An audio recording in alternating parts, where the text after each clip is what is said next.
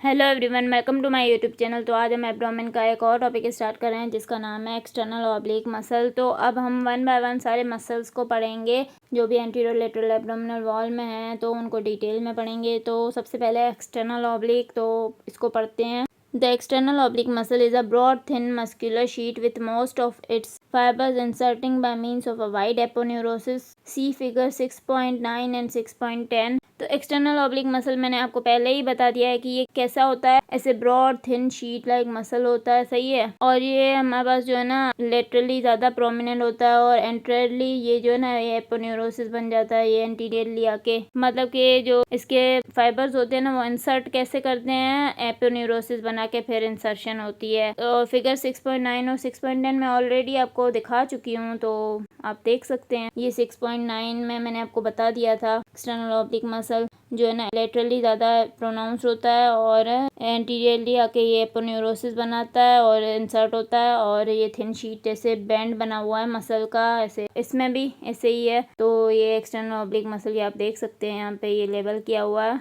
Note that the most posterior fibers passing down to the iliac crest form a posterior free border। तो जो हमारे पास इसके most posterior fibres होते हैं ना, जो पीछे वाले फाइबर्स होते हैं, वो जो है ना इलियक क्रेस्ट के नीचे से गुजरते हैं और पोस्टीरियर फ्री बॉर्डर बनाते हैं। पोस्टीरियर जो बॉर्डर होता है ना वो फ्री होता है, सही है। A triangular shaped defect in the external oblique aponeurosis lies immediately above and medial to the pubic tubercle।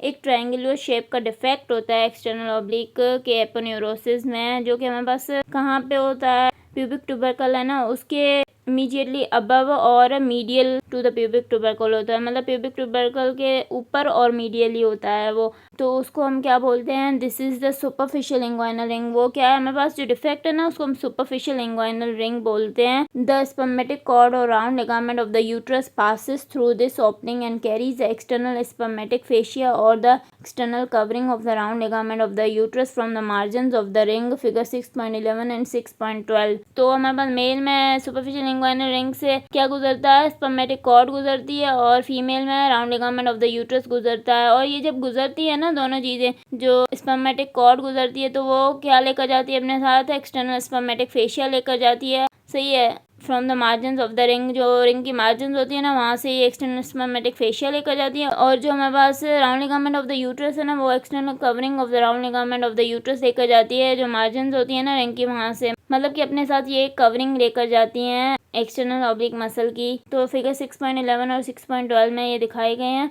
तो मैं आपको दिखाती हूँ। तो ये हमारे पास फिगर 6.11 है। तो इसमें आप ये देख सकते हैं, ये हमारे पास ये देखें सुपरफिशियल इंग्वाइनल रिंग बनी हुई है। तो सुपरफिशियल इंग्वाइनल रिंग से हमारे पास क्या गुजर रहा है, मेल में स्पर्मेटिक कॉर्ड गुजरेगी और फीमेल में क्या गुजरेगा, round ligament of the uterus, सही है। तो जब ये स्पर्मेटिक कॉर्ड यहाँ से गुजर रही है ना तो ये क्या लेकर जा रही है, एक्सटर्नल स्पर्मेटिक फेशिया। तो ये देखें एक्सटर्नल स्पर्मेटिक फेशिया को लेबल किया हुआ है। और फीमेल में क्या लेकर जाती है, external covering of the round ligament of the uterus, वो यहाँ पे नहीं बनी हुई है।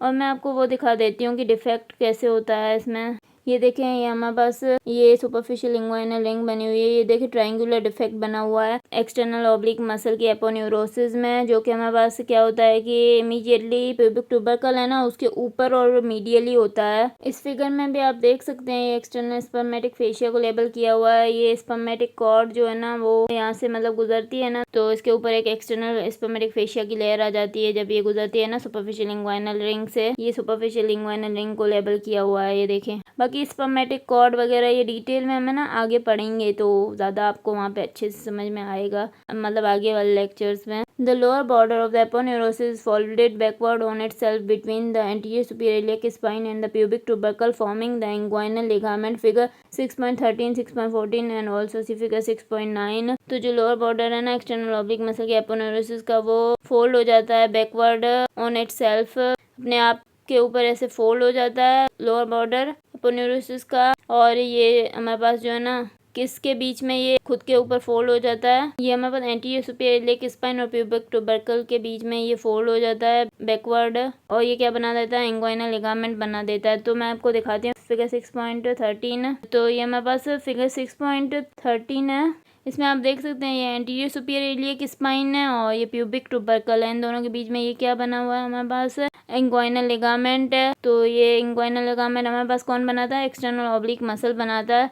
The lacunar ligament extends backward and upward from the medial end of the inguinal ligament to the pectineal line on the superior ramus of the pubis, figure 6.13 and 6.14। और इस figure में भी 6.14 वाले में भी आप इंग्वाइनल लिगामेंट देखें, ये इंग्वाइनल लिगामेंट है, सही है। ये हमारे पास क्या है, एंटीरियर सुपीरियर इलियक स्पाइन है और ये हमारे पास प्यूबिक ट्यूबरकल है यहाँ पे। तो इन दोनों के बीच में ये इंग्वाइनल लिगामेंट है।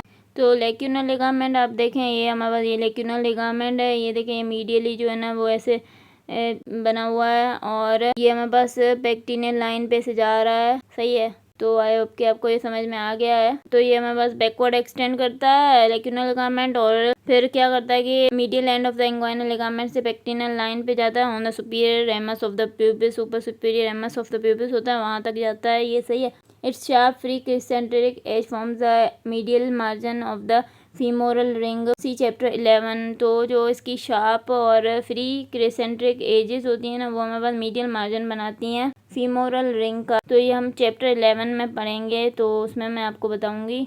On reaching the pectineal line, the lacunar ligament becomes continuous with the thickening of the periosteum called the pectineal ligament। जब ये हमारे पास पेक्टिनियल लाइन पे लेक्यूनल लिगामेंट पहुंचता है ना तो ये कंटिन्यू हो जाता है पेरियोस्टियम की थिकनिंग के साथ, जिसको हम क्या बोलते हैं, पेक्टिनियल लिगामेंट। तो ये देखें इस पिक्चर में, ये यहाँ से ये पेक्टिनियल लाइन पे आ रहा है तो ये पेक्टिनियल लिगामेंट फिर यहाँ पे बन जाता है जब ये कंटिन्यू होता है ना पेरियोस्टियम की थिकनिंग के साथ।